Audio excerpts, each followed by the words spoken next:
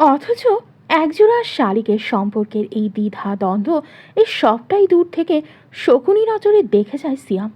ও এতক্ষণ সবটা দেখে হসপিটাল থেকে বেরিয়ে আসে সে কল করলো কাউকে। ওপাশ থেকে রিসিভ হতেই সিয়াম আশপাশ ভালো করে দেখতে দেখতে গুরুগম্ভীর স্বরে বলল, ও প্রেগনেন্ট। সম্পর্কটা ভীষণ নড়বড়ে। এখনো তাসের ঘরের মতো ভাঙ্গা যাবে সহজেই। পাশাপাশি দুটো চেয়ারে বসে কুহু শালীন।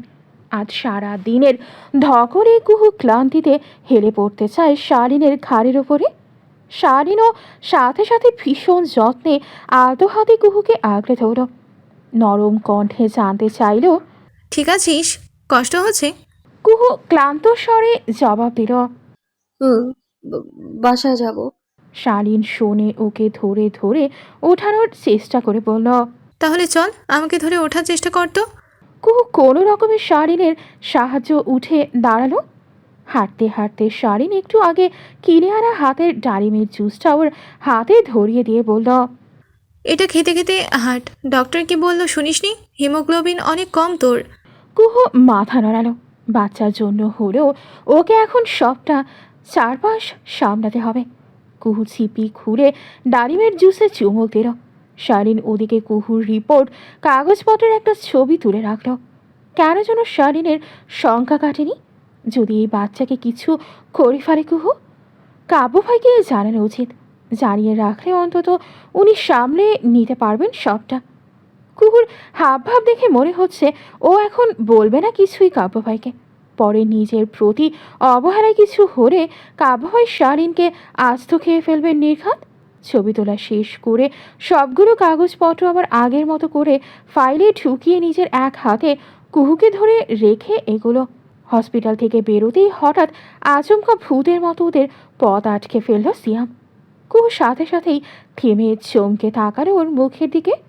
শালীনও অবাক হলো সম্ভবত। সিয়ামের ঠোঁটে মৃদু হাসি। ও ওভাবেই রসিক কণ্ঠে ডাকে, হ্যালো কুহু, চিনতে পেরেছো আমাকে? তোমার এক্স। কুহু সিয়ামের এ ধরনের বিশ্রী হাসিতে বিতৃষ্ণা দেখিয়ে বলল। চিনেছি। হঠাৎ কোথা থেকে এলে? সিয়াম হেসে জবাব দিল, ওভাবেই। এতদিন আমি কোথায় ছিলাম সেটা তোমার হাজবেন্ডকে জিজ্ঞেস করলে ভালো উত্তর পাবে। তাও হসপিটালে কেন? কুহু জবাবে রুক্ষ স্বরে বলল। একটা কাজে এসেছিলাম। ওদিকে শালীন সিয়ামের ভাবভঙ্গি সুবিধা লাগছে না। মনে হচ্ছে কোনো বড় কুবুদ্ধি নিয়েই এতটা দিন পর এই ছেলে কুহুর সামনে এসে দাঁড়িয়েছে। এমনিতেই কুহুর মাথার ভূত বাচ্চা আসার পর একটু হলেও নেমেছে। এখন এই সিয়াম কুহুকে ভোরকে মাথা নষ্ট করে দেওয়ার আগে আগেই কেটে পড়তে হবে। যেই ভাবা সেই কাজ। শালীন কুহুকে শক্ত করে টেনে এনে বলল, আজে বাজে মানুষের কথা ভাবে বা কথা বলার দরকার নেই কুহু। চল, বাড়ি যাব আমরা। এক্সকিউজ মি সিয়াম ভাইয়া। বলেই শালীন কুহুকে টেনে নিয়ে গেল সামনে। কুহু আর তাকালো না ওদিকে। আগের অতীত পেছনে ছেড়ে এসেছে আজকের পর। তাই সিয়ামের এভাবে আসা, ওর সাথে কথা বলা, কোনোটাতেই আগ্রহ দেখাতে ইচ্ছে হলো না কুহুর আজ। ওদিকে কুহুকে ওভাবে চলে যেতে দেখে পেছন থেকে হঠাৎ সিয়াম চেঁচিয়ে বলে উঠল, উর্মি প্রেগনেন্ট কুহু, বাচ্চাটা কাব্যের। আচমকা এমন একটা সংবাদে কুহু থমকে গেল হাঁটার পথে। শালীন আহাম্মক হয়ে সাথে সাথে পেছন ফিরে তাকালো। কুহু মূর্তির মতো আস্তে করে পেছনে তাকিয়ে দেখে সিয়ামকে। সিয়াম জিন্সের পকেটে দুহাত ঢুকিয়ে কুহুর দিকে স্থির চেয়ে থাকে। পরপর এগিয়ে আসে। কুহু তখনও অবাক চোখে ফ্যাল করে সিয়ামের দিকে চেয়ে আছে। ওর হাতের ওর প্রেগনেন্সি রিপোর্ট চেপে ধরে রাখা ছিল ঠিক তখনও। সিয়াম এসে কুহুর হাত থেকে কুহুর রিপোর্টটা নিয়ে নেড়ে চেড়ে দেখে। হেসে বলল, ওহ, তুমিও প্রেগনেন্ট নাকি? That's great. বাহারওয়ালি ঘরওয়ালি একই সাথে কাব্যের লাগ আছে বলতে হবে। বাহারওয়ালি কথাটা শুনে কুহুর কি যেন হলো। ও আচমকা নিজেকে সামলে জেদ দেখিয়ে টান দিয়ে সিয়ামের কাছ থেকে রিপোর্টটা ছিনিয়ে নিয়ে ঘেন্নার দৃষ্টি ছুড়ে দিয়ে বলল। আসি।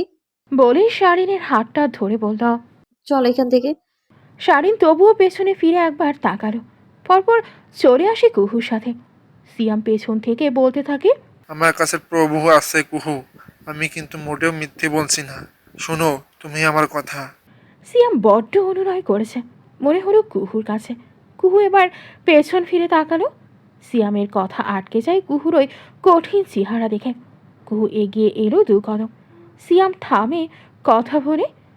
কুহুর ওর চোখে চোখ রেখে অত্যন্ত ঘেন্না নিয়ে বলে ওঠে, আমি কাব্যের স্ত্রী। আমার বাচ্চা বৈধ। আমি বৈধ। বাকি কে কি আমার ভাবার দরকার নেই। আচ্ছা, আপনারা দুজন বেঁচে আছেন বা কেন? হ্যাঁ, একসাথে মরে যেতে পারেন না দুজন? আমার লাইফ থেকে ঝামেলা করার থেকে তো আপনারা নিজের লাইফ নিয়ে ভাবুন না। নেক্সট টাইম আমি কিন্তু মোটেও ছেড়ে কথা বলবো না আপনাদের দুজনকে। আমার বাচ্চার জন্য আমি সব করতে পারি। এমনকি আপনাদের দুজনকে জাহান্নাম অবধি দেখিয়ে দিতে পারি আমি। তাই আমাকে একদম রাগাবেন না, সাবধান করে দিলাম। বলেই শালীনকে হিস্ট্রে ধরে টেনে নিয়ে যেতে লাগলো সামনে। সিয়াম রীতিমতো আহাম্মক হয়ে তাকিয়ে আছে কুহুর এই অভাবনীয় রূপের দিকে। কুহুর কাছে এমন একটা রিয়াকশন আশা করেনি সিয়াম। ভেবেছিল কুহু ওকে বিশ্বাস করবে, কিন্তু কুহু প্রুফ অবধিও চেয়েও দেখেনি। উঠে ওকে সিয়ামের মাথা ধরে যাচ্ছে। ও সাথে সাথেই কল করে উর্মিকে। অথচ অবাক করার ব্যাপার হচ্ছে উর্মির ফোন বন্ধ দেখাচ্ছে। ভ্রু কুচকে এলেও সিয়ামের। উর্মির তো এখন ফোনের কাছাকাছি থাকার কথা। গেল কই এই পাগল সাইকোপ্যাথরা ফোন রেখে? লন্ডন, যুক্তরাজ্য। দুপুর 2:39। রাস্তার পাশে একটা পরিত্যক্ত দালানের একদম কর্নারের একটা অন্ধকার রুমে বন্দি হয়ে আছে উর্মি। চোখ কাপড়ে বাঁধা, বড্ড গালাগালি করে যাচ্ছে এতক্ষণ ধরে। কোন বাচ্চা রে? চোখ খোল আমার, একবার ছেড়ে দে হাত দুটো, ভেঙে ফেলতেছি তোরে। সামনে আয় মা। মেয়ে মানুষের কণ্ঠে গালাগালি সহ্য করতে পারেনি সামনের মানুষটা। সাথে সাথে একটা হকিস্টিকের শক্ত আঘাত পড়ে উর্মির ঠিক হাঁটুর হাড়ে। ব্যথাতে উর্মি রীতিমতো কুকিয়ে উঠল। চিৎকার থেমে গিয়ে আর্তনাদ করে উঠল উর্মি। ডাকে ব্যথাতুর কণ্ঠে, কে? কে এটা? আমাকে তুলে এনেছেন কেন? পরপর শোনা যায় হকিস্টিকটা মেঝেতে ছুঁড়ে ফেলার শব্দ। উর্মি ততক্ষণে চিৎকার থামিয়ে দিয়েছে। শুকনো ঢোক গিরে বোঝার চেষ্টা করে কিছু। চোখ কুচকে অত্যন্ত সাবধানতার সাথে ভাবছে কিছু। নাক দিয়ে ঘ্রাণ শুকতেই চিনতে পারে চিরচেনা পারফিউম স্মেল। অস্ফুটে উর্মি বলে বসে, কাব্য, এটা তো তুমি? ওপাশ থেকে উর্মির হাতের কবজিতে শটান করে ব্লেডের ধারালো কিছু চলে গেল। সাথে সাথে হাত কেটে ফিনফিনিয়ে রক্ত বের হলো। উর্মির সজোরে চিৎকার করে উঠল ব্যথায়। সাথে সাথে ওপাশ থেকে কেউ উর্মির মাথাটা দেয়ালে চেপে ধরে শক্ত করে। উর্মির এ যাত্রায় বোধ হলো ওর মাথাটা দেয়াল ভেঙে বেরিয়ে যাবে, পিষে যাবে রীতিমতো। ব্যথায় নীল হয়ে গেল উর্মির ফর্সা মুখটা। উর্মির 2 হাত পেছনে বেঁধে রাখা মাথায় দেয়ালের সাথে পিষে ফেলতে ফেলতে কেউ ওর কানের কাছে এবার ফিসফিসালো লো ভয়েসে, আগুন কণ্ঠে, কাব্য, ইটস শাহরিয়ার কাব্য। কানের কাছে এই একটা নাম শুনে উর্মি ব্যথা ভুলে যায় এক নিমিষে। হাঁ করে তাকানোর চেষ্টা করে মাথা তোলে। কাব্য দিল না, আবার আরও জোরে ওর মাথাটা দেয়ালে ধাক্কা দিয়ে আবার চিৎকার করে বলে, এবার চিনেছিস আমি কে? সাইকো। উর্মির মুখ হা হয়ে আসে। ও ওভাবেই ব্যথা গায়ে মাথায় নিয়ে কাব্যকে ছুতে ছুতে চায় পাগলের মতো। কাব্য তুমি? জান, তুমি আমার জন্য এসেছো? আমাকে খুঁজতে এসেছো? কাব্য ওকে ছুতে দেয় না, বরং হাত মুচড়ে ধরে পিঠের পেছনে হুঁশিয়ারি করে বলল, তোর জন্যই তো এসেছি। আমাকে তিলে তিলে কষ্ট দিলে, এমনি ছেড়ে দেবো ভেবেছিলি? উর্মি কাব্যের এমন কথা গায়ে মাখে না। ও কাব্যকে ধরতে যায় আবারও। জান, জান, আমি জানতাম তুমি আসবে। এই জন্যেই আমি তোমার জন্য একটা রুম প্রতিদিন সাজিয়ে রাখতাম। তুমি আর আমি এখন থেকে এই রুমেই থাকবো।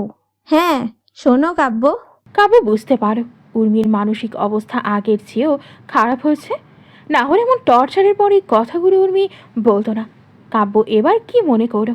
ও উর্মির হাত ছেড়ে দিল, সাথে উর্মির চোখ খুলে দিয়ে শুধু একটা হাত শিকড়ে বেঁধে রাখলো। উর্মি ধীরে ধীরে চোখ খুলে দেখে কাব্য ওর সামনে একটা চেয়ারে পায়ের উপর পা তুলে বসে আছে। হাতে একটা হকস্টিক, ক্রমাগত সেটা ঘোরাচ্ছে আঙুলের সাহায্যে। কুচকে চেয়ে আছে উর্মির দিকে। তার ওই নেশারও হুরের 2 চোখে এটুকু মোহব্বত নেই উর্মির জন্যে। উর্মির বুক কেঁপে ওঠে। ওই সব এড়িয়ে গেল। আত্মসম্মান ভুলে আবারও কাব্যকে এক হাতেই ছুতে যেতে চায়। জান, কতদিন পর তুমি এলে। কুহু, ওই মেয়ে হ্যাঁ তোমাকে ছেড়ে দিয়েছে না? ওয়াও, আমি জানতাম। উর্মি ভাবে হামাগুড়ি দিয়ে এগোতেই শিকলে আটকে পড়ে গেল মাটিতে। এরপর ছলছল চোখে তাকালো কাব্যের দিকে। ও এভাবে বারবার ব্যথা পাচ্ছে। কাব্য তখনও এক হাতে হকি স্টিক নাড়াতে নাড়াতে ভীষণ স্বাভাবিক ভঙ্গিতে উর্মির আর্তনাদ শুনছে, দেখছে। মুখের এতটুকু কুঞ্চিত ভাব নেই। উর্মির এত ব্যথা দেখেও তার চোখে দরদ এলো না। উর্মির কান্না চলে এলো কেন যেন এটা দেখে। উর্মি আবার উঠে বসল। শরীরটা ব্যথা করছে ভীষণ। কাব্যের দেওয়া ইঞ্জেকশনের কারণে হাত নড়তে পারছে না। উর্মি কাব্যকে করুণ কণ্ঠে ডাকে। কাব্য, এই কাব্য। কাব্য হকস্টিক এগিয়ে ধরে। সেটার কর্নার দিয়ে উর্মির কাঁদো কাঁদো মুখটা তুলে ধরে। ভ্রু উঁচিয়ে নিজস্ব ভঙ্গিতে পড়ে। কে? কুহু ছেড়ে দিয়েছে তোমাকে? উর্মি ভাঙা গলায় জানতে চায়। কাব্য বাঁকা হাসল।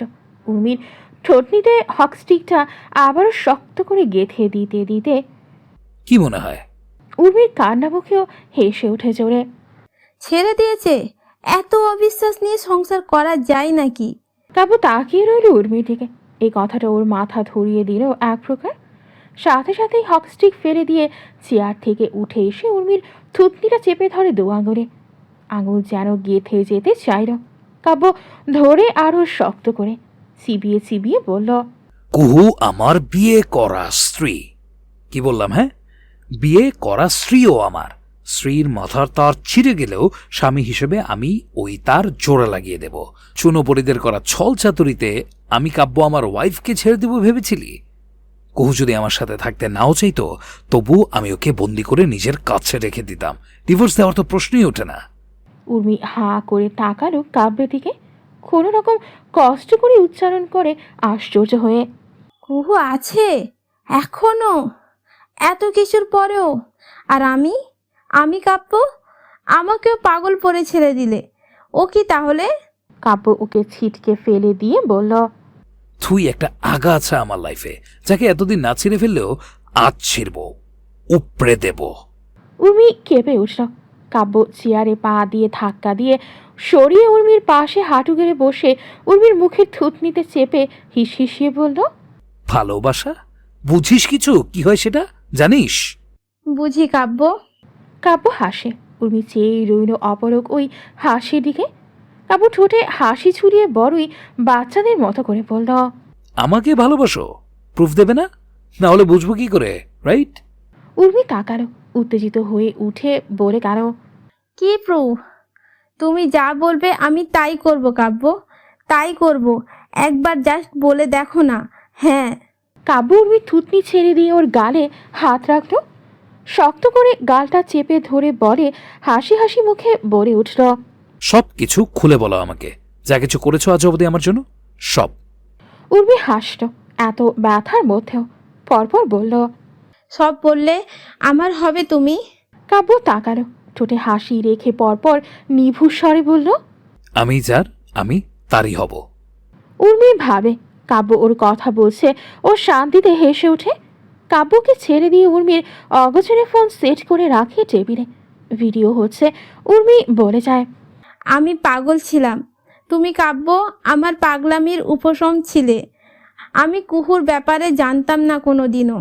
কুহুর প্রপোজের ব্যাপারে আমি বলবো না আমি কিভাবে জেনেছি, তবে জানার পর আমি এতটাও পাত্তা দিতে চাইনি।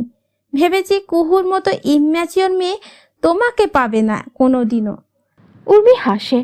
কিন্তু আমি যে কতটা ভুল, আমি সেটা তখন বুঝতে পারলাম যখন কুহুকে রিজেক্ট করে আসার পর তোমার বদলে যাওয়া দেখলাম। কুহুকে বোন ভেবে রিজেক্ট করা এই তুমি কি না ওর দুঃখে আমার সামনে দিনের পর দিন কষ্ট পেতে থাকলে, ওর জন্য এতটা কাতর হচ্ছিলে কাব্য। আমি উর্মি সেই দিনই বুঝে গিয়েছিলাম তুমি কোনো একদিন ওকে ভালোবাসবে, সেটা আজ না হোক কাল অবশ্যই। কাব্য তাকিয়ে রইল উর্মির দিকে। একবার চেক করো ভিডিও হচ্ছে কিনা। উর্মি এক হাতে ঠোঁটের কোণে রক্ত মুছে নিয়ে আবার হেসে উঠে বলে, তাই আমি প্ল্যান করেছিলাম আমার আর তোমার বন্ধুত্বের সময়কার ছবি এডিট করতে দিই। কাকে জানো? জেমসকে চেনো? আমার চাচাতো ভাই, হার্ভার্ডের পরে এআই এর অনেক পারদর্শী। ওকে দিয়ে আমাদের এই একসাথের ছবি এডিট করে কুহুকে পাঠাতাম। আমার ভাই তো এমনভাবে ছবি এডিট করতো, কুহু গাধা বুঝতোই না সেটা। অবশ্য একটু খেয়াল করলে ধরতেই পেত, কিন্তু ছাগল। আমি যা বলতাম তাই বিশ্বাস করতো। ইম্যাচিওর কি এমনি এমনি বলি ওকে? তারপর ফলাফল, ও তোমাকে অবিশ্বাস করা শুরু করলো। কাব্য ভ্রু কুচকে তাকিয়ে রইল, কিন্তু পা অস্থিরভাবে নড়াতে শুরু করেছে। সম্ভবত রাগ কন্ট্রোল করছে। উর্মি আবার বলে, আমি আমার লক্ষ্যেও ছিলাম। আমার এক্স বয়ফ্রেন্ড সিয়ামকে লেলিয়ে দিলাম পেছনে পেছনে, কুহুকে উস্কে দিলাম তোমার বিপক্ষে আরও কঠিন করে। ব্যাস, কুহু সিয়ামের প্রপোজাল অ্যাকসেপ্ট করে ফেলল। উর্মি আবার রেগে মাটি খামছে ধরে বলে, আমি তোমার জন্য এত কিছু করলাম, সেই তুমি কি না আমাকে ছেড়ে ঠিক ওকেই বিয়ে করলে? আমাকে অ্যাডমিট করিয়ে রাখলে মেন্টাল অ্যাসাইনমেন্টে। কেন? আমি পাগল? এই কাব্য, আমি পাগল? আমাকে পাগল লাগে তোমার কাছে? আমি তোমাকে এতটা ভালোবাসি, সেটা তোমার কাছে পাগলামি মনে হয়? এই কাব্য। কাব্য নাক টানল। পরপর নাকে নিজ ঘষতে ঘষতে উর্মিকে বলল। ঘরের রহস্য বলবেন, আমি বের করব। উর্মি এবার হাসে। এটা বলবো না আমি, এটা সিক্রেট থাকুক। আমাকে অনেক ভালোবাসো, তারপরও বলবো। কাব্য হাসল এ যাত্রায়। বলে চেয়ার থেকে উঠে একটা ঘড়ি ব্যাগ থেকে বের করে টেবিলের উপর রাখলো। ঘড়িটার ভেতরের সব যন্ত্রপাতি ইতিমধ্যে খুলে রাখা হয়েছে। যন্ত্রপাতির পাশেই মাইক্রোফোনের ছোট একটা চিপ। কাব্য এটা আগুনের ডগায় তুলে উর্মির দিকে বাড়িয়ে দিয়ে বলল, ওকে, অ্যাজ ইউ উইশ। দেখো তো, এটা চেনো কিনা? উর্মি আশ্চর্য হয়ে গেল। এটা এটা তো তুমি এটার খবর কিভাবে পেলে? কাব্য হেসে চিপটা আবার জায়গা মতো বক্সে ঢুকিয়ে রাখতে রাখতে বলল, সুরমা, রাইট? সুরমা নাকি সুরভি? ভালোই গেম খেলেছিস। পাগলের ব্রেইন স্বাভাবিক মানুষের থেকে এগিয়ে চলে। উর্মি সাথে সাথে হুঙ্কার ছাড়ো। আমি পাগল নই কাব্য, খবরদার আমাকে পাগল বলবে না। কাব্য বক্স সব কিছু ঢুকিয়ে রাখতে রাখতে বলল। পাগল নিজেকে পাগল মনে করে না কোনোদিন। উর্মি রাগে পাগল হয়ে যায় রীতিমতো। ও ফ্লোরে থাবা দিয়ে বলল, আমি পাগল নই কাব্য, অন্তত তুমি আমাকে পাগল বলো না, আমার খুব লাগে। কাব্য তাকালো উর্মির দিকে উদ্বেগহীন কণ্ঠে ফের আওড়ায়। পাগলকে পাগল বলে গায়ে লাগবে কেন? Ask yourself. উর্মি এবার কেঁদেই ফেলল। প্লিজ কাব্য, মানা করলাম তো আমি। কাব্য তখনও নিজের মতো ভিডিও অফ করে দিয়ে উর্মিকে দেখালো। তোমার গিল ট্রিপের ভিডিও দারুণ রেজুলেশন দিয়ে তোলা। উর্মি তাজ্জব হয়ে গেল। মানে, ভিডিও করছিলে তুমি? কাব্য বড়ই বেচারার মতো করে বলে। আমার কুহুটা আবার অনেক ইম্যাচিওর কিনা প্রুফ না দিলে। সো কাব্য দায় সারা কণ্ঠে কথাটা বলে ভিডিও সবটা ঠিকঠাক করে দেখতে শুরু করে। উর্মি চোখ থেকে এক ফোঁটা জল গড়ায়। তুমি আমার সাথে এমন বিশ্বাসঘাতক করলে? কাব্য হাসল, পৈশাচিক হাসি। সাথে সাথে হকস্টিক তুলতেই উর্মি চিৎকার করে কেঁদে কেঁদে বলল, মেরে ফেলো আমাকে কাব্য, তুমি বরং মেরেই ফেলো। তোমার এই বিশ্বাসঘাতক রূপ আমাকে এমনিতেই মেরে ফেলছে তিলে তিলে। কাব্য হেসে হকস্টিকটা তুলে রাখলো ওর ব্যাগের ভেতরে। মারবো কখন বললাম? তোমাকে বাঁচিয়ে রাখবো। আফটার অল, লাইফের প্রথম পছন্দকে মেরে ফেলা তো যায় না। উর্মি তাকিয়ে রইল। কাব্য এতক্ষণ উর্মির ভিডিও সেভ করে ভালো করে রেখে নিল সব ঠিক আছে কিনা। তারপর কল লাগালো কায়রানের কাছে। একটু পর যুক্তরাজ্যের ইউনিফর্ম পরা একটা পুলিশ অফিসার এলো। কাব্যকে দেখে হেসে এগিয়ে গেল। কারণ বাকি কাজটা তুই করে দে, আমার যাওয়া লাগবে। আধা ঘন্টা পর ফ্লাইট আছে বাংলাদেশের। কায়রান উর্মিকে দেখে বলে, আমাকে না দিয়ে এটাকে মেন্টাল আইসল্যান্ডে দিয়ে দেও, কি বলিস? কাব্য কড়া চোখে তাকালো। কায়রান সাথে সাথেই চুপ হয়ে গেল। কাব্য ব্যাগপত্র ঠিক করতে করতে বলে, মার্ডার মালবা দিয়ে রাখ, কিছুদিন ভুগুক। প্ল্যান তো রেডি আছে একটা। কায়রান হেসে কাব্যের কাঁধে চাপড় দিয়ে বলল, হ্যাঁ, তারপর বাংলাদেশের ভাবির জন্য কি সারপ্রাইজ আছে আজ? কাব্য নিজের হাতের ভিডিও দেখিয়ে দিল। কায়রান হেসে ওঠে।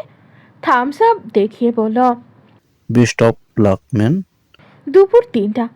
কুহুর ফোনে এতক্ষণে বাড়ির সবার কল এসেছে। কুহু কারোর ফোন ধরেনি, রিসিভ করেনি। শালীন উবার ডাকতে চাইলে সেটাও কুহু দিল না কেন যেন। আলতো করে শালীনের হাতটা ধরে বলল, ওইখানে খেলছে বাচ্চারা, পার্কে গিয়ে বসি, বাসায় গেলে দম বন্ধ লাগবে। শালীন ফোনটা রেখে দিতে দিতে বলল। আন্টি কল করবে কুহু, চিন্তা করছে নিশ্চয়ই। কুহু জবাব দিল। মেসেজ করে বল তোর বাসায় যাচ্ছি। শালীন চোখ কুচকে কুহুর দিকে তাকিয়ে থাকলো।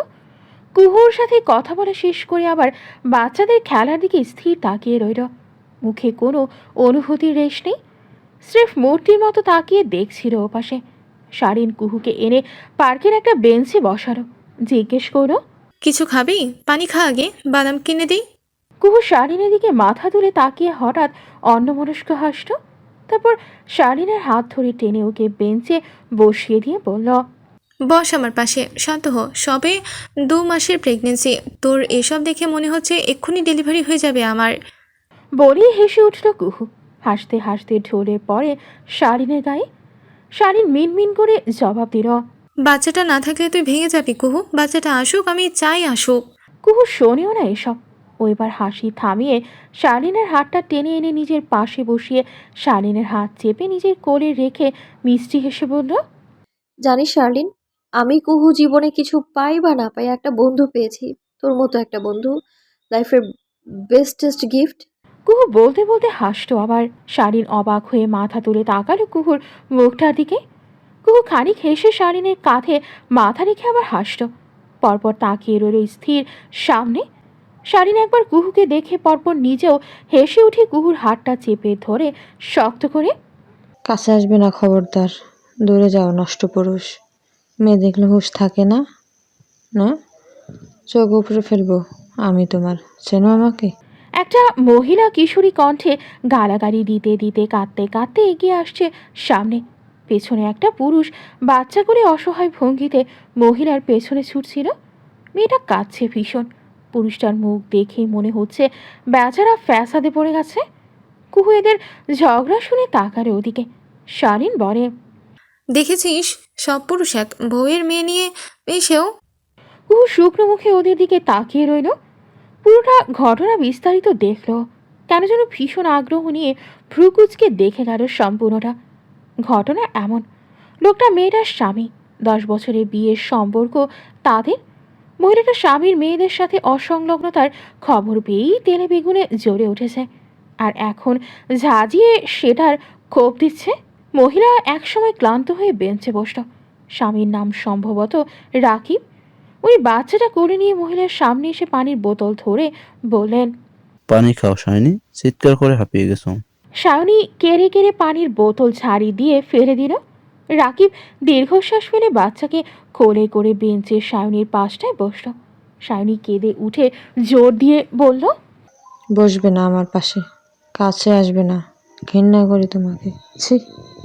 রাকিব মৃদু স্বরে বলল, বাচ্চাটার সামনে এসব বলো না, ও কিছু বোঝে সব। পুরো ঘটনাটা না জেনে আমাকে দোষারোপ করছো তুমি সায়নী। অযথা নিজেও কষ্ট পাচ্ছ, আমাকেও দিচ্ছ কষ্ট। সায়নী বাচ্চার দিকে তাকিয়ে ওকে বলল, ফিহা, যাও ওখানে গিয়ে খেলো তোমার বাবার সাথে, কথা আছে আমার। ফিহা বাবার মুখের দিকে আদুরের চোখে চেয়ে পা নামিয়ে চলে গেল কোল থেকে। মায়ের হাত থেকে বাবল ওয়াটার নিয়ে সামনে এগিয়ে গেল। রাকিব ওকে দেখে রাখলো ওভাবেই। দূর থেকে সায়নী চোখের জল মুছে কেঁদে উঠে আবার বলল, বলো, কি বলার কথা বলবে এখন? আর কি নোংরা মুখ আছে তোমার, আমিও শুনতে চাই। রাকিব মৃদু স্বরে বলল। আমি দুশ্চরিতা নয় সায়নী, তোমাকে কেউ ভুল বোঝাচ্ছে। সায়নী জবাব দিল কর্কশ স্বরে, না, ভুল বুঝিনি আমি, সখনই নিজের সংসারে ঝামেলা করার। তুমি ঘুরেছো ওই মেয়ের সাথে, ছবি আছে আমার কাছে। রাকিব ভ্রু কুচকে নিল। দাও তো ছবি দেখি। সায়নী চোখের জল মুছে ফোন বের করে দেখালো। রাকিব ছবিটা দেখে নিল। এখানে আমি কিভাবে এলাম? আমার মুখ তো দেখাচ্ছে না ছবিতে। সায়নী জবাব দিল, মুখ না দেখালেও এই শার্ট আমি গিফট করেছিলাম তোমাকে আড়ং থেকে, আড়ংয়ের ব্যাজেও লাগানো আছে এখানে। রাকিব ছোট শ্বাস ফেলে বলল, কিন্তু একই রকম শার্ট অনেকের হতে পারে শাইনি। আমি কিভাবে হলাম এটা? সায়নী শাসিয়ে উঠল। খবরদার আমাকে মিথ্যে বলবে না। অন্দিতা আমাকে বলেছে তোমার কুকীর্তির ব্যাপারে। রাকিব ভ্রু কুচকায়। কে কে বলেছে? অনিন্দ? হ্যাঁ, কেন ফসকা পড়লো বুঝি? তোমার শত্রুর কথাও কেন নেচে ফেললাম? সায়নী বলে। রাকিব জবাব দিল। কষ্ট আছে? ফসকা পড়েনি। অনিন্দের ব্যাপারে আমি তোমাকে সব বলেছি। প্রফেশনাল নেশায় আমার পেছনে পড়ে আছে, সেটা জানো তুমি। আর এই মেয়েটা আমার কলিগ, নিউ জয়েন। কথাবার্তা প্রফেশনাল। ব্যাপার হলো ওর সাথে আমি এই রেস্টুরেন্টে যাইনি, এটা অন্য কেউ। সায়নী নাক টেনে বলে। আর কত মিথ্যা বলবে তুমি? শাইনি, আজ একটা কথা বলি। একটা সম্পর্কের মধ্যে যখন বিন্দু পরিমাণ ফাটল থাকে, তখন সেই সম্পর্কের ভিতর শয়তান থার্ড পারসন ঢুকিয়ে দেয় সম্পর্ক ভাঙার জন্য। কুহুর মাথায় এই একটা কথা ভীষণ রকম গেঁথে গেল। কুহু শারিনের কাছ থেকে মাথা তুলে বসলো। এবার ভ্রু কুচকে ওদের কথা শুনতে শুরু করলো। আগের চেয়েও আরো আগ্রহে সায়নীর চোখ মেলে তাকালো রাকিবের দিকে। রাকিব বলে। দেখ, 26 তারিখের ছবি এটা। ডেট দেখাচ্ছে ছবিতে। 26 তারিখে আমি অফিস থেকে আগেই বেরিয়ে গেছিলাম। তোমাকে কল করে বলেছিলাম বাড়িতে গেছি, সেখানে গরু দেখেছিলাম কুরবানির জন্য। তুমি নিজে চুজ করে দিয়েছিলে। বাড়িতে যেতে লাগে 3 ঘন্টা, আর অফিস থেকে বেরিয়েছি 12টায়। তাহলে একটা আমি ঢাকা রেস্টুরেন্টে কিভাবে থাকলাম? কমন সেন্স তো তাই বলে শায়নি। সায়নী এতক্ষণে থামলো। আশুরিত। ছবিটা ভালো করে জুম করে দেখে সায়নী। পরপর চুলের কাটিং দেখে সাথে সাথে বলে উঠল। এটা তো এটা তো তুমি না। চুলের কাটিং তোমার মতো না। ছবির ছেলেটাও চুল অন্যরকম। রাকিব এ যাত্রায় মৃদু স্বরে বলল। বর্তমানে অনেক কিছু ডিজিটাল হয়ে গেছে শাইনি। আজকাল এআই দিয়ে অনেক কিছু করা যায়। একটা ছবির উপর ভিত্তি করে তোমার আমার সম্পর্ক টিকে থাকতে পারে না। আচ্ছা, তুমি তো 10 বছর ধরে আমার সাথে আছো। আজ অব্দি তোমার সামনে আমি কোনো বাইরের মেয়ের সাথে সন্দেহভাজন ভাবে একবারের জন্য কথা বলছি? স্ত্রী হিসেবে কি বলবে তুমি? সায়নী জবাব দিল। না, তাহলে যে আমি তোমার সামনে কোনোদিন অশোভন কিছুই করিনি, সেই আমি কিনা এসব করে বেড়াই বাইরে? শাইনি, একটা মানুষ 10 বছর ধরে তোমার সাথে আছে, তাকে তুমি যতটা চিনবে বাইরের লোকও ততটাই চিনবে। আর তোমার সাথে ছোটবেলা থেকেই আমার দেখা সাক্ষাৎ। আমার ব্যাপারে তুমি যথেষ্ট জানো, ছেলে হিসাবে আমি কেমন ছিলাম। রাকিব থামে। আবার বলে। তাহলে যাকে তুমি ছোটবেলা থেকে ভালো ছেলে, জেন্টালম্যান, ফ্যামিলির হিসাবে ভাবতে, তাকে হঠাৎ বাইরের মানুষের জন্য এত কথা অপবাদ দিয়েছো। রাকিব একবার শেষবার বলে। যখন কেউ তোমার খুব কাছে থাকে, তাকে যদি কোনোদিন ভুল বোঝো, তার সাথে কথা বলা ব্যাপারে তাকে কষ্ট দিও না, বরং দুজন মিলে ডিসকাস করার হয়। সুহাসিনী। সায়নী লজ্জায় পড়ে মাথাটা নামিয়ে নিল। কুহু এক দৃষ্টিতে তাকিয়ে রইল ওদের দিকে। এক সময় ও চোখ বুঝে একটা শ্বাস ফেলে আবার আশ্চর্য হয়ে তাকিয়ে থাকে ওদের দিকে। স্বামী স্ত্রীর মধ্যে কুহু নিজের ছাপ দেখলো কেন জানো। রাকিবের একটা কথা ওর কানে ক্রমাগত বেজেই যাচ্ছে। কুহু সাথে সাথে উঠে দাঁড়িয়ে গেল। শারিনের দিকে চেয়ে হঠাৎ বলে উঠল। আমি বাসায় যাব। উবার ডাক। দ্রুত শার্লিন, প্লিজ। শারিন আহাম্মক হয়ে তাকালো। মানে এখন তো বললি। কুহু থামিয়ে দিল ওকে। অস্থির হয়ে বলল। প্লিজ শার্লিন। ওকে, আমি উবার ডাকছি, তুই শান্ত হয়ে বস আগে। শারিন ফোন বের করে উবার বুক করে আশ্চর্য হয়ে কুহুকে দেখে। কুহু অস্থির হয়ে নিজের ফোনে উর্মির সাথে চ্যাট হিস্ট্রি দেখতে থাকে ভালো করে। এত মাস পর প্রথমবারের মতো চূড়ান্ত ইগোয়ারি ইম্যাচিওর কোহেলিকা সিদ্দিক কুহু জুম করে করে দেখে উর্মির পাঠানো উর্মি কাপের প্রত্যেকটা ঘনিষ্ঠ ছবি। কুহু অস্থির হয়ে নিজের ফোনের উর্মির সাথে চ্যাট হিস্ট্রি দেখতে থাকে ভালো করে। এত মাস পর প্রথমবারের মতো চূড়ান্ত ইগোয়ারি ইম্যাচিওর কোহেলিকা সিদ্দিক কুহু জুম করে দেখে উর্মির পাঠানো উর্মি কাব্যের প্রত্যেকটা ঘনিষ্ঠ ছবি। একটা সময় কুহু আশ্চর্য হয় ভীষণ।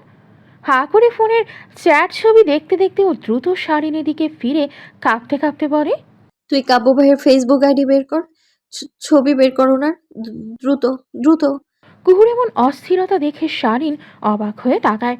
তোর কি হয়েছে বলবি তো? এমন প্যানিক অ্যাকশন করছিস কেন? কুহু ধমকে ওঠে। আমি বের করতে বলেছি। শালীন থতমত খেয়ে যায়। পরপর কুহুকে আর না ঘাটিয়ে সাথে সাথে কাব্যের আইডি বের করে ওর ছবি বের করে কুহুর সামনে ধরে। নে ধর, কি দেখবি এই এখন ছবিতে? আর কাবু ভাইয়ের এক্সের ছবি কেন বের করেছিস? তোর সমস্যা কি? কুহু বিড় করে কিছু বলছে। জ্ঞান হারিয়ে ফেলবে এত অস্থিরতা ওর মধ্যে চেপে বসেছে। কুহু ওভাবেই বলতে বলতে শালীনের হাত থেকে ওর ফোনটা ছো মেরে নিয়ে দুটো ফোন পাশাপাশি হাতে রাখে। তারপর আবার ঝুঁকে এসে খুঁটিয়ে খুঁটিয়ে ছবি দুটো দেখা শুরু করো। শালীনেরও বোধহয় এবার আগ্রহ হলো ভীষণ। ও নিজেই ঝুঁকে এসে কুহুর সাথে দুটো ছবি মেলাতে থাকে। দুটো মাথা কাব্যের দুটো ছবি একটা অপরটার সাথে মেলাচ্ছে বিজ্ঞদের মতো। কুহু ছবিটা দেখতে দেখতে আচমকা হা করে শালীনের দিকে তাকালো। শালীন তখনও কিছুই বোঝেনি। ও তাকালো কুহুর দিকে। কি দেখলি বল না। কুহুর চোখ টলমল করে ওঠে। ওর ঠোঁট কাঁপছে। ও শালীনের দিকে অসহায় চোখে একবার তাকিয়ে আবার ছবি দুটো মেলায় পুনরায় বারবার, অথচ বারবার ঠিক একই ব্যাপার, একই প্যাটার্ন চোখে পড়ছে। শালীন বিরক্ত হয়ে পড়ে। কি এত ভাবছিস বল না। কুহু শালীনের দিকে তাকিয়ে ছবি দুটো বাড়িয়ে দিয়ে বলতে থাকে। কাবু ভাইয়ের চুলের কাটিং কেমন আছে এখন জানিস? নাক টেনে কুহু আবার বলে। আমি বলছি কানের দিকে চুল ছেঁটে রাখা, রাইট? শালীন বলে ওঠে। তো তুই হঠাৎ ওনার চুলের কাটিং নিয়ে পড়লি কেন? কুহু নাক টেনে ফোন দুটো আবার শালীনের দিকে বাড়ালো। দেখ দুটো ছবি ভালো করে দেখ একবার। এখানে কাবু ভাইয়ের চুল কানের কাছেও একই রকম আছে, আর কাবু ভাইয়ের চুল সামান্য কোকড়া, এখানে সিল্কি চুল, দেখতে পাচ্ছিস? শালীন অবাক হয়ে নিজেও তাকালো। পরপর কুহুর দিকে তাকিয়ে আশ্চর্য হয়ে বলল। হ্যাঁ তাই তো। কুহু নাক টেনে উত্তেজিত হয়ে বলে। মনে আছে আমি তোকে একটা সিনেমার নায়ককে দেখে বলেছিলাম যে নায়কের চুল কাব্য ভাইয়ের মতো, অথচ এই ছবিতে কাব্য ভাইয়ের চুলটা সম্পূর্ণ আলাদা। শালীন ভ্রু কুচকে তাকালো। তার মানে? কুহু চিৎকার করে ওঠে। এটা এটা কাব্য ভাই না শালীন, কাব্য ভাই হতেই পারে না এটা।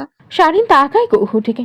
কুহু পরপর নিজেকে থামিয়ে কাঁপতে কাঁপতে আরেকটা ছবি বের করে দেখায়। দেখ এটা একটা চ্যাট স্ক্রিন। শালীন দেখে। কুহু ক্রমাগত বলে যায়। এখানে কাব্য ভাইয়ের সাথে মেসেঞ্জারে কথা বলার চ্যাট দেখাচ্ছে উর্মি, কিন্তু চ্যাটে কাব্য ভাইয়ের নাম প্রোফাইল সেই একই থাকলেও মেসেজের ধরন দেখ। শালীন দেখলো ভালো করে। পরপর কুহুর দিকে তাকালো কিছুই না বুঝে। অস্থির পাগলাটে অসহায় কুহু বলে যায়। মেসেজের মধ্যে ফুল স্টপ অনেকবার বসানো হয়েছে দেখেছিস, কিন্তু কাব্য ভাই মেসেজ করেন সম্পূর্ণ পারফেক্ট ওয়েতে, একদম ফুল স্টপ থাকে তার এক বক্তব্যেই। তাছাড়া উনি এক মেসেজেই সম্পূর্ণ কথা শেষ করেন। আর মেসেজের টাইমিং দেখ, শুরুতে মেসেজের টাইমিং ঠিক থাকলেও পরে ওভারল্যাপিং হচ্ছে দেখেছিস। উর্মি মেসেজ পাঠিয়েছে 2টা 30-এ, কাব্য ভাই সেটা রিপ্লাই দিয়েছেন দেখাচ্ছে 2টা 10-এ। কিভাবে টাইমিং তারতম্য এত অদ্ভুত কেন? শালীন কুহুর দিকে তাকালো। পরপর নিজেও অবাক হয়ে হঠাৎ বলে ওঠে। That's mean AI? Exactly Sharlene. Kuhu আত্মবিশ্বাসের সাথে শালীনকে বলে বসে।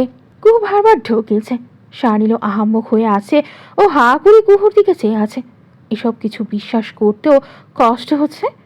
উনি সাইকোটা এতদূর এগিয়েছে শুধুমাত্র কুহুকে পেছনে ছাড়ানোর জন্যে। কুহু চেয়ে আছে শালীনের দিকে একইভাবে। শালীন হঠাৎ থেমে থেমে বলে। তুই পাগল? এআই আর রিয়েল ইমেজ বুঝিস না? আবার একবার ক্রস চেকও করিসনি? কুহু থামে। ফোন বেঞ্চের ওপর ছুঁড়ে ফেলে দু হাতে মাথার চুল খামচে ধরে। পরপর চুল ছেড়ে আবার শালীনের দিকে তাকায়। ওর নিজেকেও এখন হতবুদ্ধি লাগছে। কুহু বিহব্বল কণ্ঠে বলে। কিভাবে করতাম?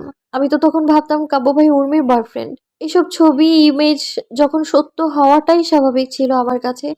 উনি আমাকে যা বলেছেন আমি তাই বিশ্বাস করেছি। আর বিয়ের পর এসব দেখার উচিত ছিল না আমার কখনো।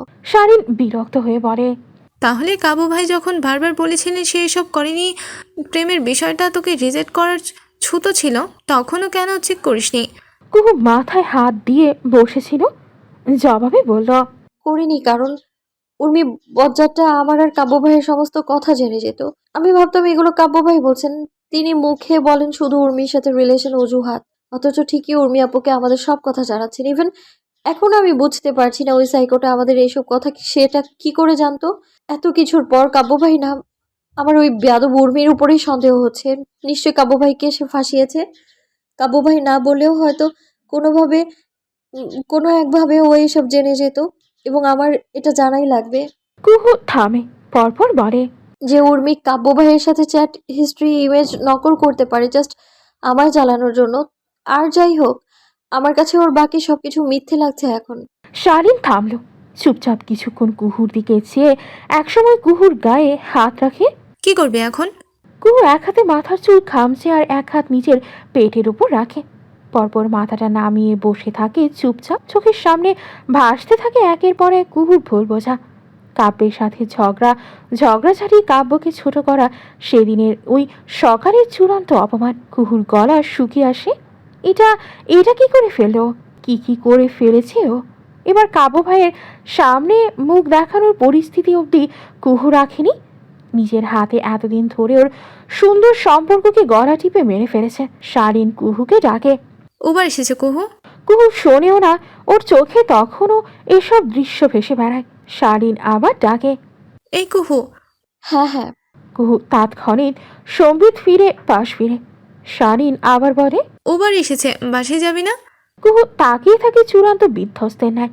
শালীন কুহুর মনের অবস্থা বুঝে নিশ্চুপ ওকে দেখে গায়ে হাত রেখে বলে, সব ঠিক হয়ে যাবে, তুই বুঝতে পেরেছিস, এটাই অনেক, চল এবার। কুহু শালীনের হাতটা সরিয়ে দিয়ে বিড়বিড় করে বলে, বড্ড দেরি হয়ে গেছে শার্লিন, বড্ড দেরি। আমি জানি না এইসব কিভাবে ঠিক করব। কিছু দেরি হয়নি, বেশি না ভেবে কাব্য ভাই আজ বিকেলে ফিরলে ডিরেক্ট তার পায়ে পড়ে যাবি না, এখনো মাফ চাইবি না? কুহু ভাঙা গলায় বলল, তাকে আমি অনেক আঘাত করেছি শার্লিন, অনেকটা ঘা দিয়েছি তার অন্তরে। আমার মুখ নেই মাফ চাওয়ার। তাহলে বারবার মাফ চাইবি? বিয়ের পরও কাব্য ভাই এর দোষ না থাকা সত্ত্বেও এতবার মাফ চেয়েছেন তোর কাছে, তার কত ধৈর্য ছিল ভাব। তুই এবার দেখা নিজের ধৈর্য। কুহু টলমলে চোখে চেয়ে থাকে স্রেফ। ওর গলা কাঁপছে, হাত দুটো অনবরত ট্রেমর হচ্ছে। ওকে বুঝতে পারে শালীন। শালীন বলে, নিজের বোকামির জন্য তুই নিজের এত বড় সর্বনাশ করেছিস কুহু। এখনই এসব তুই ঠিক না করলে এসব আর কখনো ঠিক হবে না। কুহু তাকিয়ে রইল ফ্যাল ফ্যাল চোখে। শালীন বলল, এখন চল মিরিমা। সিদ্দিক মহল, কাব্যদের ফ্ল্যাট। কাব্যের ফ্লাইট বাংলাদেশে ল্যান্ড করবে 2 ঘন্টা পরে। খুব বাসায় ফিরেই অস্থির হয়ে দৌড়ে গেল শামিমার কাছে। শামিমা তখন সবে চুলোয় রান্না বসিয়েছেন। কুহু গিয়ে ওনাকে পেছন থেকে জড়িয়ে ধরে স্থির ওনার ঘাড়ে মুখ লুকিয়ে দাঁড়িয়ে থাকলো। একটা কথাও বলল না। কুহুর এমন আচরণের শামিমা অবাক হয়েছেন সম্ভবত কিছুটা। চুলাটা বন্ধ করে শামিমা পেছন ফিরেন। কুহুর মলিন কান্নামাখা মুখ দেখে আলতো করে গলা নরম করে বললেন, কি রে, কাঁদছিস নাকি? কাকু তো আজই আসছে। কুহু মাথা নেড়ে শামিমার ঘাড়ে মুখ লুকিয়ে নিচু কণ্ঠে বলে ওঠে, আমি আমি এয়ারপোর্টে যাব বড় মা, নিয়ে যাও আমায় প্লিজ। কাব্য আসছে দেখে 2 ঘন্টাও এই মেয়ের সহ্য হচ্ছে না। ছেলের বউয়ের এমন তরপানো দেখে শামিমা না চাইতেও হেসে ফেললেন। কুহুর গায়ে হাত বুলিয়ে দিতে দিতে বললেন, ঠিক আছে, যাবি? এখন না, 2 ঘন্টা পর। কুহু আবার নাছোড় বান্দার ন্যায় বলে, এখনই যাব প্লিজ বড় মা প্লিজ। আচমকা কুহুর এই অস্থিরতা, মন পোড়ানো আচরণের শামিমা অবাক হয়ে তাকালেন। পরপর মৃদু হেসে বললেন, এত মন পড়ছে? হ্যাঁ, কুহু শামিমার ঘাট থেকে মাথাটা তুলে এবার ওনার দিকে ফ্যাল ফ্যাল করে তাকিয়ে থাকে। শামিমা হেসে কুহুর এলোমেলো চুল সুন্দর করে ক্লিপে আটকে দিয়ে বলল, যা রেডি হয়ে নে, নিয়ে যাচ্ছি। কুহুর মুখটা তখনও ভার অনেক, আজ ভীষণ চুপচাপ দেখাচ্ছে ওকে। শামিমা নিজেও এটা লক্ষ্য করেছেন কুহু রান্নাঘর থেকে চলে আসবে। হঠাৎ শামিমা অন্যমনস্ক কণ্ঠে জিজ্ঞেস করেন, কি হয়েছিল তোর? হাসপাতালে গিয়েছিলি কেন? কুহু থামে, পেছন ফিরে, পরপর আস্তে করে বলল, আছে কিছু একটা, পরে বলবো। পরপর কুহু চলে গেল। শামিমা পেছন ফিরে আবার তাকালেন। কুহুর কথা সন্দেহজনক। উনি যা ভাবছেন তাই কি? আজ অনেকটা দিন পর কুহু ভীষণ সময় নিয়ে ইউটিউবে দেখে একটা শাড়ি গায়ে জড়ালো। সাদা রঙের নীল পাড়ের শাড়ি। পুরো সময় শাড়ি পরতে বেচারি বড্ড কসরত করতে হয়েছে। শাড়িটা কাব্য এনে দিয়েছিল, পরা হয়নি কখনো। জেদ দেখিয়ে কাব্যের সামনেই ওর দেওয়া গিফট ছুঁড়ে ফেলেছিল। কাব্য তখন কিছুই বলেনি, চুপচাপ গিফটটা আলমারিতে তুলে বেরিয়ে গিয়েছিল রুম থেকে। কুহুর চোখ আবার ভিজে আসে। ও কত কি জঘন্য নিষ্ঠুর ব্যবহারই করেছে কাব্য ভাইয়ের সাথে, নিজের স্বামীর সাথে। আর কাব্য, উনি নিজের দোষ না থাকা সত্ত্বেও কুহুর প্রতি সদয় ছিলেন, অসীম ধৈর্য দেখিয়েছেন, আগলে রেখেছেন ছোট পুতুলটার মতো। আর তাকে কিনা কুহু এত ক্ষতবিক্ষত করেছে। আর সেদিনের সকাল, ওই একটা সুন্দর ওদের দুজনের জীবনের সবচেয়ে স্পেশাল একটা রাতের পর কুহুর এই ধরনের অপমান কাব্য ভাইকে ঠিক কতটা ঘুরিয়ে দিয়েছে এটা তো এখন ভাবতেও পারে না কুহু। নিজেই আটকে উঠছে ভাবলেই। শাড়িটা পরতে অবধি পারছে না। এসব কথা যতবার মাথায় আঘাত আনছে ততবার ওর চোখ বেড়ে আবার জল গড়িয়ে পড়ছে, গলা কাঁপছে। কুহু নিজেকে সামলায়। হঠাৎ পরনের শাড়িটা বড্ড বিরক্ত লাগতে শুরু করলো। ও শাড়িটা কোনো রকমে পরে এসে বাথরুমে ঢুকে অনবরত পানি ছেটে মুখে। পানির সাথে কান্নার অশ্রু বইয়ে যেতে থাকে অবলীলায়। পানি ছেটাতে ছেটাতে হঠাৎ কুহু বেসিন চেপে ধরে কান্নায় ভেঙে পড়ল। হাউমাউ করে কেঁদে উঠল অসহায় স্ত্রী কুহু। এবার রাগ জেদ অপমানে নয়, এমনকি নিজের অপমানেও নয়, বরং নিজের দেওয়া ভালোবাসার মানুষটার অপমানে। ও ওর ভালোবাসার মানুষকে অপমান করেছে, তার ভালোবাসাকে ছোট করেছে, তার স্পর্শকে নোংরা বলে যাচ্ছিল। কুহুর বুকটা আর্তনাদ করে উঠল। হাহাকার করে চোখে মুখে বারবার পানি ছেটাতে থাকে পাগলের মতো। পরপর আয়নায় তাকিয়ে থেকে চূড়ান্ত অসহায় কণ্ঠে এক নাগারে বলে যেতে থাকে, আম সরি, কাব্য ভাই, সরি, ভেরি সরি। কুহু অনেকক্ষণ কাঁদার পর নিজেকে সামলালো। সময় হয়ে এসেছে, যেতে হবে। আজ কুহু এয়ারপোর্টে সবার সামনে কাব্যকে জড়িয়ে ধরবে। আজ অবধি বিয়ের পর কোনো দিন কুহু শাড়ি পরেনি, ইচ্ছে করে পরেনি তখন।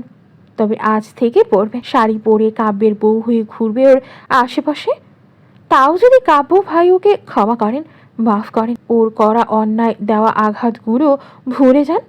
কুহু শাড়িটা পরা শেষ করে চোখে সুন্দর করে কাজল পরল, লিপস্টিক দিল, লিপ লাইনার দিল ভালো করে, চুলগুলো খোলা রাখলো। তবে বয়কার চুল আগের চেয়ে বেশ বড় হয়েছে এখন। কুহু চুলটা ছুঁয়ে দেখে, পরপর আয়নার দিকে চেয়ে বলে, কোমর সমান চুল অনেক পছন্দ ছিল আপনার, আর আমি কিনা। কুহুর চোখ চলমল করে উঠল আবার, কিন্তু ও কাঁদল না। কাজল দিয়েছে মাত্রই, লেপটে গেলে কাব্য ভাইয়ের মন জয় করবে কিভাবে। কুহু সম্পূর্ণ সাজগোজ করে আয়নায় নিজেকে ভালো করে দেখলো। পরপর পেটের দিকে চোখ গেল ওর। মা সুলভ মনটা তাতই করে উঠল কুহুর। ও পেটের উপর আলতো করে হাত রেখে প্যাটের জনকে শোনালো। স্বামীমা ডাকছেন বারবার, তারা দিচ্ছেন বেরোবার জন্যে। ওদিকে বেচারি কুহু শাড়িটা ভালো করে সামলাতেই পারছে না। স্বামীমা আগে নিচে নেমে ড্রাইভারের সাথে কথা বলছেন কিছু নিয়ে। কুহু কোনো রকমের শাড়ি এক হাতে ধরে নিচে নেমে আসতো। গাড়ির সামনে আসতেই স্বামীমা কুহুকে এই প্রথম বিয়ের পর শাড়িতে দেখে হা করে তাকিয়ে থাকলেন। পরপর উচ্ছ্বাস নিয়ে বললেন, শাড়ি পরেছিস কুহু, অসম্ভব সুন্দর লাগছে রে। কুহু লজ্জা পেয়ে হাসত, নুয়ে গেল এক প্রকার। স্বামীমা ওনার চোখ থেকে কাজল নিয়ে কুহুর কানের পেছনে লাগিয়ে দিয়ে আমতা মমতা নিয়ে বলেন, কাজলও দিয়েছিস দেখছি। কাব্য আজ একসাথে অনেকগুলো সারপ্রাইজ পাবে। কুহু হেসে স্বামীমাকে জড়িয়ে ধরে লজ্জা নিয়ে বলল, কি মনে হয় তোমার ছেলে কি পাগল হবে আজ? স্বামীমা হেসে এক হাতে ওকে ধরে বললেন, হবে মানে? অবশ্যই হবে। এরা বাবাটা সবই জানিস একই ধরনের। বউকে সাজতে দেখলেই এদের মাথা ঘুরে যায়। কুহু হালকা টিপ্পনি কেটে বলল, তাই বড় চাচু বুঝি তোমাকে দেখে পাগল হয়ে যান? স্বামীমা বুড়ো বয়সে এমন লজ্জা পেয়ে মুখ লুকিয়ে বললেন, পাজি মেয়ে, বেশি ফাজলামি করিস না তো। কুহু হেসে উঠে স্বামীমাকে আরো জোরে শক্ত করে জড়িয়ে ধরে রাখল। খানিক পর ভীষণ অন্যমনস্ক কণ্ঠে বলে উঠল, তোমার বলা কথা আজ সত্যি হবে তো বড় মা? কাব্য ভাই আমাকে দেখে। কুহু বিড়বিড় করে বলে কত কিছু। শোনেননি স্বামীমা, অবাক হয়ে তাকালেন কুহুর দিকে। কুহু অন্যমনস্ক হয়ে সামনে তাকিয়ে ভাবছে কিছু। স্বামীমা ওর গায়ে হাত রেখে বললেন, এবার চলি আমরা। কুহু হঠাৎ কিছু মনে পড়তেই সাথে সাথে স্বামীমাকে ছেড়ে দিয়ে তাড়াহুড়ো করে বলল, 1 সেকেন্ড, হ্যাঁ একটু দোতলা থেকে আসছি, জাস্ট 1 সেকেন্ড বড় মা। স্বামীমাকে কিছু বলতে না দিয়েই কুহু শাড়ির সামনে লাফিয়ে লাফিয়ে উঠে ওর বাবার ফ্ল্যাটে গেল। কলিং বেল বাজালো অনবরত। কবিতা দরজা খুলে কুহুকে দেখে অবাক হয়ে বললেন, কি রে, আবার কে? কুহু দৌড়ে তাড়াহুড়ো করে নিজের ঘর থেকে গাছ থেকে ফুল কয়েকটা নিয়ে সুন্দর করে র্যাপিং করে বেরিয়ে এসে বলল। এটা নিতে ভুলে গিয়েছিলাম। আসি, দরজা লাগিয়ে দাও। কবিতা মেয়ের পাগলামি দেখে আজ শুধু অবাক হয়ে গেলেন। কুহু আজ বহুদিন পর অনেকটাই উচ্ছ্বসিত, হাসছে, ফিরছে, দৌড়াচ্ছে। ব্যাপারটা ওনার চোখেও পড়ছে ভীষণ। কবিতা নজর তাড়ানোর দোয়া পড়ে দরজা আটকালেন। কুহু সিঁড়ি বেয়ে নামছে, বারবার ফুলের দিকে তাকাচ্ছে, র্যাপ দেখছে ঠিকঠাক আছে কিনা। ওদিকে শাড়িটা প্রায় পেঁচিয়ে দুবার পায়ের সাথে পেঁচিয়ে যেতে যেতেও যায়নি। তারপর একতলা সিঁড়িতে পা রাখতেই হঠাৎ কাব্যের জন্য পরা শখের শাড়িটার নিচের দিক কুহুর পায়ের পুরোটাই পেঁচিয়ে গেল।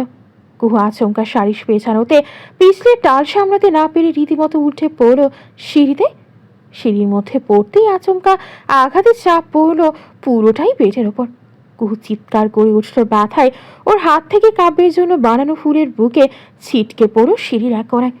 কুহু ওভাবেই দুটো সিঁড়ি নিচে পড়ল, নিজেকে সামলাতে সামলাতে আবার খোলা পেটের ওপর মারাত্মক চাপ। অসম্ভব ব্যথা। কুহুর গলা ফাটিয়ে আর্তনাদ করে ওঠে, কেঁদে ওঠে চিৎকার করে। আচমকা কুহুর চিৎকার শুনে স্বামীমা পেছন ফিরে তাকাতেই পরপর সিঁড়ি টপকে কুহুকে পড়তে দেখে উনি আহাম্মক হয়ে যান এক মুহূর্তের জন্য। পরপর আল্লাহ গো! বলেই পাগলের মতো দৌড়ে আসলেন কুহু থেকে। কুহু দুটো সিঁড়ি পড়ে একদম মাটিতে এসে পড়ল, পেটে খেলো শেষবারের মতো আরেকটা চাপ।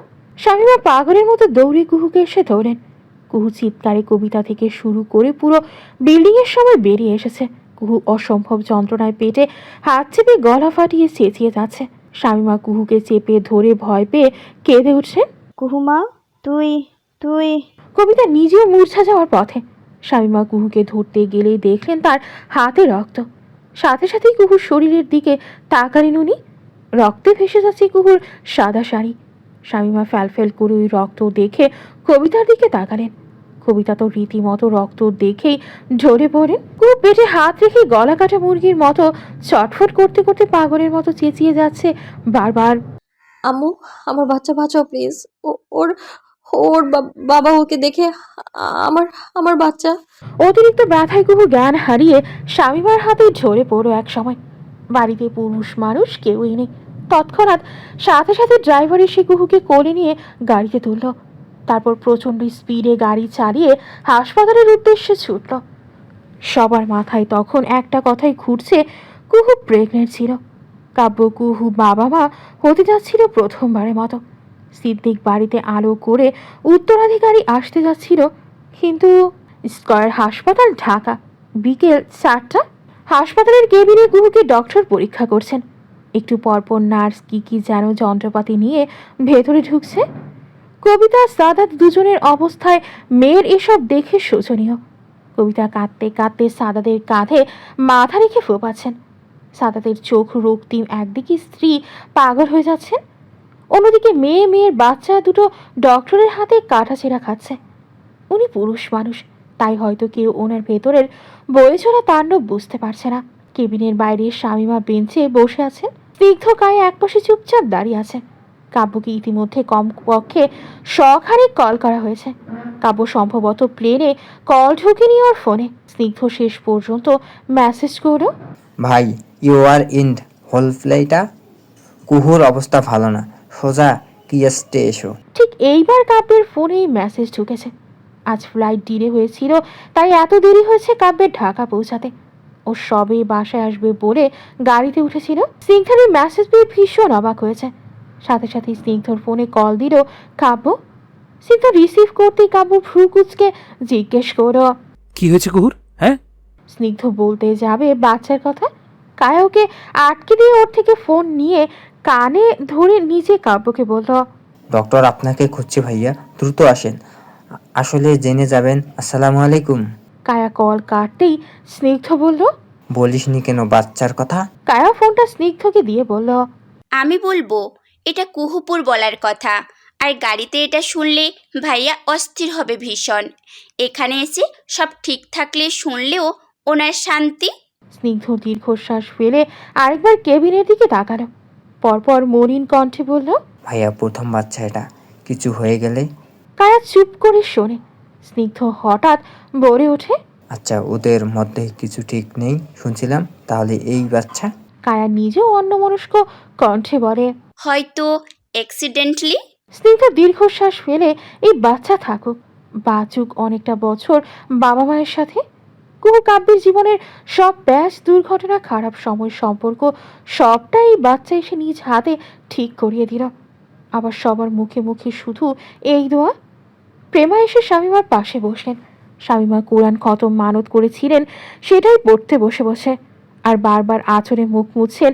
প্রেমা বসে থাকে ওনার পাশে চুপচাপ। এক সময় জিজ্ঞেস করলো, আপা, বাচ্চার কথা কি আপনি কিছু জানতেন? শামীমা চোখের জল মুছে কোরআন পড়া থামিয়ে কান্না আটকে জবাবে বললেন, না, আমি আন্দাজ করেছিলাম। কুহু মুখে বলেনি আমাকে। ভেবেছিলাম কাব্যকে জানিয়েও আমাকে জানাবে, কিন্তু তার আগেই। শামীমা বলতে বলতে আবার ফুপিয়ে উঠছেন, শাড়ির আঁচড়ে মুখ লুকালেন কাঁদতে কাঁদতে। প্রেমা মলিন মুখে শামীমাকে আগলে ধরে রাখলেন।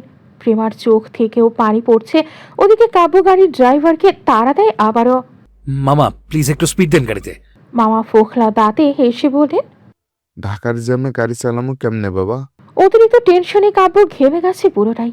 অস্থির ভঙ্গিতে জ্যাকেটটা খুলে ছুঁড়ে ফেলল সিটের ওপর। হাত দিয়ে নাক ঘষতে ঘষতে আবার ফোনের দিকে তাকালো, কোনো আপডেট এসেছে কিনা। স্নিগ্ধকে আবার ফোন করলো, ধরেনি স্নিগ্ধ। কাব্য ফোনটার দিকে স্থির চেয়ে রইল, ওর ভয় হচ্ছে ভীষণ। হঠাৎ কাব্যের ফোনে একটা মেসেজ এলো। মেসেজে একটা ছবি এবং দুটো ভিডিও এলো। কাব্যের সেটা দেখে ভ্রু কুচকে এলো ভিডিওর নিচে লেখা, অগ্রিম সমবেদনা নিজের মরা বাচ্চার জন্যে। অনেকটা সময় পর ডক্টর বেরিয়ে আসলেন। তিনি বেরোতেই জোকের মতো সিদ্দিক বাড়ির প্রতিটা সদস্য ভিড় জমালেন ওনার আশেপাশে। সাদাত কবিতাকে নিয়ে দাঁড়ালেন দুর্বল ভঙ্গিতে ডাক্তারের সামনে। ডাক্তার মিরাজ ওদের সবার চোখের আতঙ্ক লক্ষ্য করেন। পরপর দীর্ঘশ্বাস ফেলে মুখের মাস্ক খুলে বলল, আপনারা প্লিজ নিজেদের সামলান, দয়া করে রিয়াক্ট করবেন না। এটা শুনেই সবার মুখটাই পাংশুরে হয়ে গেল একদম। পাশ থেকে এবার স্নিগ্ধ এগিয়ে এলো। কি হয়েছে ডক্টর? ডক্টর মিরাজ কতটা ঝুঁকে ছোট শ্বাস ফেলে বলেন, মিসেস কাব্যের মিসক্যারেজ হয়েছে, আমরা মাত্রই এমব্রয়ো ওয়াশ করে ক্লিন করে দিয়েছি। কাব্য দৌড়াতে দৌড়াতে সবে এসেছিল হাসপাতালের দোরগড়ায়। হাসপাতালে পা রাখা মাত্রই ডক্টরের এমন একটা খবরে কাব্য মূর্তির মতো দাঁড়িয়ে গেল, আর এক পাও এগোতে পারল না। ও ঠান্ডা হয়ে গেল একদম। হা করে ডক্টর মিরাজের দিকে চেয়ে থাকলো। স্নিগ্ধ দূর থেকে কাব্যকে দেখে চমকে ওঠে। কাব্যের অবস্থা ভীষণ করুণ, শার্ট এলোমেলো। একসময় হাতের ড্যানিম জ্যাকেটটা আলগোছে হাত থেকে পড়ে গেল। দুমড়ে মুচড়ে গেছে কাব্য। ওর চোখ কাউকে কিছু বলতে চায়, পারে না কেন যেন। ওর চোখ আশ্চর্য আজ। হা করে ডক্টরের দিকে তাকিয়ে আরেকবার চূড়ান্ত বোকার মতো কুকুর কেবিনের দিকে তাকায়। স্নিগ্ধ এগিয়ে আসে, ডাকে, মিসেস কাব্যের মিসক্যারেজ হয়েছে, আমরা মাত্রই এমব্রয়ো ওয়াশ করে ক্লিন করে দিয়েছি। কাব্য দৌড়াতে দৌড়াতে সবেমাত্র এসেছিল হাসপাতালের দোরগড়ায়। হাসপাতালে পা রাখা মাত্রই ডক্টরের এমন একটা খবরে কাব্য মূর্তির মতো দাঁড়িয়ে গেল, আর এক পাও এগোতে পারল না। ও ঠান্ডা হয়ে গেল একদম। হা করে ডক্টর মিরাজের দিকে চেয়ে থাকলো। স্নিগ্ধ দূর থেকে কাব্যকে দেখে চমকে উঠল। কাব্যের অবস্থা ভীষণ করুণ, শার্ট এলোমেলো। একসময় হাতের ডেনিম জ্যাকেটটা আলগোছে হাত থেকে পড়ে গেল। দুমড়ে মুচড়ে গেছে কাব্য। ওর চোখ কাউকে কিছু বলতে চায়, পারে না কেন যেন। ওর চোখ আশ্চর্য আজ। হা করে ডক্টরের দিকে তাকিয়ে আরেকবার চূড়ান্ত বোকার মতো কুকুর কেবিনের দিকে তাকায়। স্নিগ্ধ এগিয়ে আসে, কম্পিত গলায় ঝাঁকে, ভাইয়া। ওদিকে ক্যাবিনে পড়ে থাকা সদ্য সন্তান হারানো কুকুর স্বামী কাব্য হা করে বোকার মতো তখনও ডক্টরের দিকে চেয়ে আছে। পুরো ব্যাপারটা ওর মাথায় তখনও ভালো করে ঢোকেওনি। এসব এসব কি হচ্ছে? ডক্টর কাব্যকে দেখলেন, সাথে সাথে ডাকলেনও। তো আপনি পেশেন্টের হাজবেন্ড? কাব্য এগিয়ে এলো দু কদম, আস্তে আস্তে ভঙ্গুরের মতো। তখনও ওর চেহারা বোকা বোকা বড্ড। ডেনিম জ্যাকেটটার ওপর হাঁটতে গিয়ে একবার হোঁচট খেতে গিয়েও নিজেকে সামনে নিল সাথে সাথে। ডক্টরের সামনে এসে দাঁড়িয়ে কুকুর কেবিনের দিকে ইশারা করে বলল, আমার স্ত্রী ঠিক আছে, সুস্থ আছে? ডক্টর মিরাজ দীর্ঘশ্বাস ফেলেন, উত্তরে বললেন, হ্যাঁ, সুস্থ আছে, শান্ত হন আপনি। উনি মূলত প্রেগনেন্ট ছিলেন 2 মাসের। সম্ভবত আপনার স্ত্রী এটা জানতেন। সার্জারি আগেও উনি বারবার বলছিলেন বাচ্চাটাকে যে কোনো মূল্যে বাঁচানোর জন্য। We tried but sorry mister Kavya, এই বাচ্চাটা আপনাদের ভাগ্যে ছিল না। কুহু জানতো বাচ্চার কথা। কাব্য আহাম্মক হয়ে গেল। কুহু কবে থেকে এটা জানতো? ওকে একবারও বলেনি। আর 2 মাস, তার মানে সিলেটের ওই রাতের পর এসব। কাব্য একটা শুকনো ঢোক গেল। ফ্যালফ্যাল চোখে কুহুর কেবিনের দিকে মুখ ঘুরিয়ে তাকালো আরেকবার। ডক্টর মিরাজ মর্মাহত কণ্ঠে প্রফেশনাল দিক থেকে বললেন, মিসেস কাব্য মানসিক দিক থেকে খুবই উইক এখন। জ্ঞান ফিরতে ঘন্টা 2 সময় লাগবে। আমি চাইছি ওনার হাজব্যান্ড একবার ওনাকে রেস্ট রুমে দেখে আসুক, বেটার ফিল করবেন উনি। কাব্য আবার তাকালো ডক্টরের দিকে। ডক্টর মিরাজ কাব্যের কাঁধে হাত রেখে চাপড় দিয়ে বললেন, বি স্ট্রং ইয়াং ম্যান। আল্লাহর জেনে যে আল্লাহ নিয়ে নিয়েছে, ডোন্ট বি আপসেট। কাব্য তাকিয়ে রইল ওনার দিকে। আল্লাহ জিনিস আল্লাহ নিয়ে নিলেন, কথাটা মাথায় ঘুরতে লাগলো ক্রমশ। ডক্টর মিরাজ মৃদু আশ্বাস দিয়ে নিজের কাজে চলে গেলেন। ততক্ষণে কাব্যকে ওভাবে দাঁড়িয়ে থাকতে দেখে শামীমা ধীর পায়ে কোরআন শরীফ রেখে এগিয়ে নেন। কাব্যের হাতটা ধরতেই কাব্য তাকালে ওনার দিকে। শামীমা কান্না অনেক কষ্টে আটকে রেখে থেমে থেমে উচ্চারণ করেন, কুহু, মেয়েটা এয়ারপোর্টে যেতে চেয়েছিল তোকে রিসিভ করতে। সেজেছিল আজ প্রথমবারের মতো জানিস, শাড়িও পরেছিল। ওকে আজ অনেক দিন পর আমি এত খুশি দেখেছিলাম। কিন্তু এত খুশিতে কুহু আর তোর বাচ্চাটা। শামীমার সাথে সাথে আঁচড়ে মুখ লুকিয়ে চুপচাপ সরে অন্য পাশে চলে গেলেন। ছেলের সামনে কাঁদতেও পারছেন না ঠিকঠাক। কাব্যের মুখ চোখ কেমন শুকনো। মায়ের কান্না দেখলেও নিজের না ভেঙে পড়ে। কাব্য শামীমার চলে যাওয়ার দিকে তাকিয়ে রইল অবাক হয়ে। কুহুর জন্য সেজেছিল, ওর জন্য। কুহুই বাজে খারাপ স্বামীর জন্য সেজেছিল কেন? কাব্য তো কিছুই প্রুফ করেনি এখনো। কাব্যের মাথা ঘুরছে ভীষণ। স্নিগ্ধ এলো কাব্যের পাশে দাঁড়িয়ে নিচু কণ্ঠে বলল, ভাবিকে একবার দেখে আসো ভাই, ভালো লাগবে। কাব্য স্নিগ্ধের দিকে চেয়ে দেখলো, পরপর ধীর পায়ে এগুলো কুহুর কেবিনের দিকে। যতটা কদম ফেলছিল মেঝেতে, ততই যেন ওই বাবা বাবা বুকটা হু হু করে কাঁদছিল নীরবে। অথচ কেউ দেখেনি তখন কাব্যে বুকের কান্না। কেবিনে ঢুকে কাব্য মূর্তির মতো কুহুর পাশের চেয়ারটা এসে বসেছে সবে। ওর চোখ দুটো জ্বলছে ভীষণ। কান্না ধেয়ে আসছে, তবু কাঁদতে পারছে না। চোখ টলমলে, নাক টসটসে লাল। অবশ্যই কুহুর পাশে চুপচাপ বসে রইল। এক দৃষ্টিতে কুহুর শুকনো অসুস্থ অজ্ঞান মুখের দিকে তাকিয়ে থাকে। কুহুর মুখে ইনহেলার মাস্ক। চুপ করে ও শুয়ে আছে শামীমার ভাষ্য মতে। কুহুর পরনে একটা শাড়ি ছিল আজ, সেটা সম্ভবত খুলে সার্জারির আগে পেশেন্ট ড্রেস পরানো হয়েছে। কাব্য হাঁ করে ওপরের দিকে চেয়ে একটা শ্বাস ছেড়ে আবার সোজা হয়ে নড়ে চড়ে চেয়ারে বসার চেষ্টা করল। তারপর আবার কুহুর পেটের দিকে তাকালো। ওইখানে একটু আগেও কাব্যের একটা ছোট অস্তিত্ব ছিল, যা এখন আর নেই, মারা গেছে। ওই ছোট জানের ওপর ছুরি চালানো হয়েছিল একটু আগে। কাব্যের চোখটা আবার জ্বলছে, গলাটা কাঁপছে আবার। কুহুই বাচ্চা নিয়ে খুশি ছিল। কাব্যের বাচ্চা প্যাটে রেখেও খুশি ছিল। কাব্যের বুকটা কাঁপছে। কুহুর জীবনে কাব্য যেমন এইটা আগাছা হয়ে থেকে গেছে, তেমনি কাব্যের অভাগা সন্তানও কুহুর জীবনে আগাছাই থেকে গেল। দুজনের একজনকেও কুহুকে পেল না। কাব্য হাত বাড়িয়ে কুহুর মাথার উপরে রাখল। আলতো করে ওর চুলে হাত বুলিয়ে দিতে দিতে অপর হাত কুহুর পেটের উপর রাখল। পর মুহূর্তেই আতঙ্কে আবার হাত সরিয়ে নিল। চোখ মুখ এর ভয়ার্থ। কাঁপতে কাঁপতে চেয়ার থেকে উঠে দৌড়ে বেরিয়ে গেল কেবিন থেকে বেরিয়ে আসতেই স্নিগ্ধ এগিয়ে এলো। ভাইয়া। স্নিগ্ধের নরম গলা। কাব্য পিলারের সামনে মুখ লুকিয়ে পিঠ দিয়ে দাঁড়িয়েছিল। স্নিগ্ধার কথায় মুখ চুপ ফিরে তাকালো। ভাইকে দেখে স্নিগ্ধ হাসতো একটু নিচু কণ্ঠে জিজ্ঞেস করল, ভাবি কি দেখলে?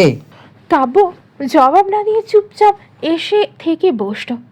2 হাত মুঠো করে মুখের সামনে ধরে রাখলো। তারপর কেটে গেল কয়েক ঘন্টা। পুরো 3 ঘন্টা কাব্য ওভাবেই বসেছিল ওই জায়গায়। কোনো হাউমাউ করেনি, জাহির করেনি কিছুই। একটা শব্দ উচ্চারণ করল না। ওই জায়গায় মূর্তির মতো স্রেফ বসেছিল, অথচ বাকিরা সেখানে ছিল অস্থির ভঙ্গুর। সবাই এক বাচ্চা হারিয়ে কত কাঁদল, কত কষ্ট পেল। আর কাব্য, ও কষ্ট পেল না? এরা কি বুঝবে কাব্যের হৃদয় ঠিক কতটা চূর্ণ হয়েছে? সন্তানের খবর পাওয়ার আগেই পেল তার মৃত্যুর খবর। এর চেয়ে দুর্বিষহ কোনো খবর একজন বাবার জন্য হতে পারে? উপরওয়ালা কাব্যের দুঃখের ভারে এই একটা দুঃখ ঢেলে একদম 16 গলা পূর্ণ করে দিলেন আজ। এর থেকে বেশি কষ্ট, যন্ত্রণা আর বোধহয় শাহরিয়ার সিদ্দিক কাব্যের বাবা নেই। 3 ঘন্টা পর কুহুর জ্ঞান ফিরেছে। একজন নার্স এসে বলে গেল মাত্রই খবরটা। কাব্য শুনেছে কি না কে জানে, তবু স্নিগ্ধ এগিয়ে এলো, দোনমনা করে কাব্যকে ডাকলো। ভাই, ভাবির জ্ঞান এসেছে, যাবে না?